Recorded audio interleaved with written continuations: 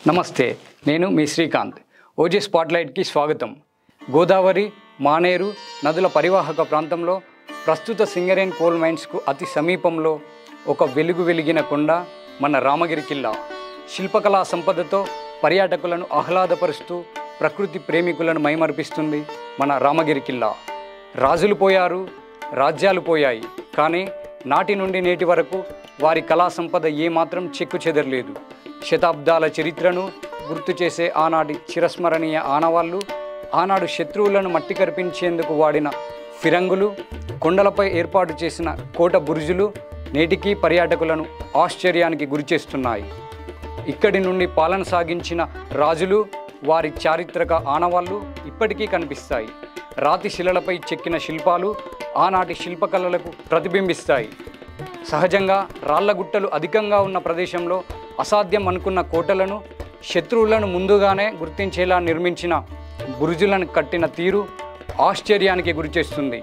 తెలంగాణ రాష్ట్రం పెద్దపల్లి జిల్లా రామగిరి మండలంలోని రత్నాపూర్, బేగంపేట, మచ్చుపేట, శుక్రవారంపల్లె, లొంకకేశారం గ్రామాల శివార్లను ఆవరించి ఉన్న రామగిరి కిల్లా అనేది శతాబ్దాల చరిత్రను, సంస్కృతి వైభవాన్ని, శిల్పకళా నైపుణ్యాన్ని సజీవంగా గుర్తు చేసే ఒక సహజ సంపద మరియు అద్భుత కట్టడం. శత్రువుల దాడులను, వ్యూహాలను పసిగట్టి మట్టి కరిపించేందుకు వీలుగా 679 మీటర్ల ఎత్తులో నిర్మించిన ఈ కోట చుట్టూ 3 రక్షక గోడలు 3 అడుగుల నుండి 120 అడుగుల ఎత్తులో నిర్మించారు. ఈ గుట్టపైన సవతుల బావి, పసరు బావి అనే 18 బావులు, సీతకొలను వంటి నీటి అవసరాల కొరకు ఏర్పాటు చేసిన నిర్మాణాలు కనిపిస్తాయి. ఔరా అనిపించే జలపాతాలు ఈ కొండపైన శ్రావణ మాసంలో దర్శనమిస్తాయి. ఈ కిల్లా చరిత్ర శాతవాహనుల కాలం నుంచే మొదలయ్యిందని పురావస్తు శాఖ నిపుణుల అభిప్రాయం.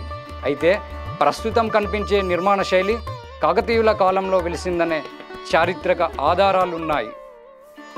కాకతీయ రాజులు సైనిక వ్యూహాలకు, అలాగే రక్షణ కోణంలో కోట నిర్మాణానికి ప్రాధాన్యతనిచ్చి రామగిరిపై 7 దర్వాజాలను నిర్మించారు.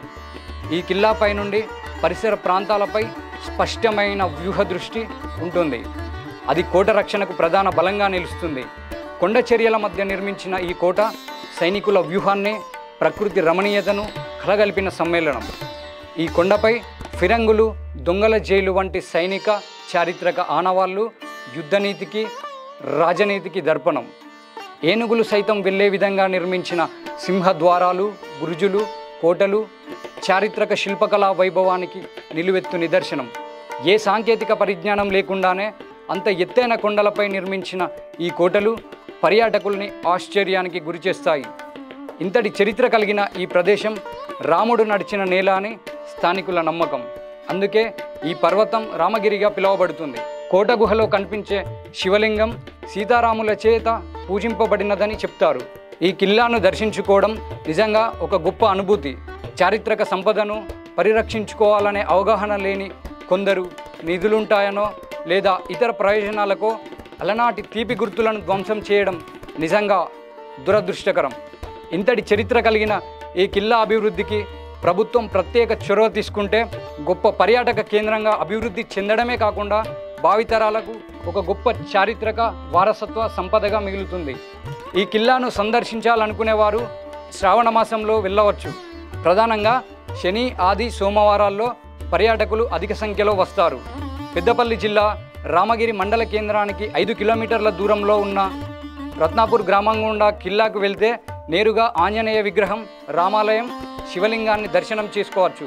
కిల్లాపైన దర్వాజాలు, బురుజులు, ఫిరంగులు, కోటలు, బావులు చూడాలంటే బేగంపేట హనుమాన్ ఆలయం ముందు నుండి వెళ్ళి యారో గుర్తుల సహాయంతో కొండపైకి ఎక్కాలి.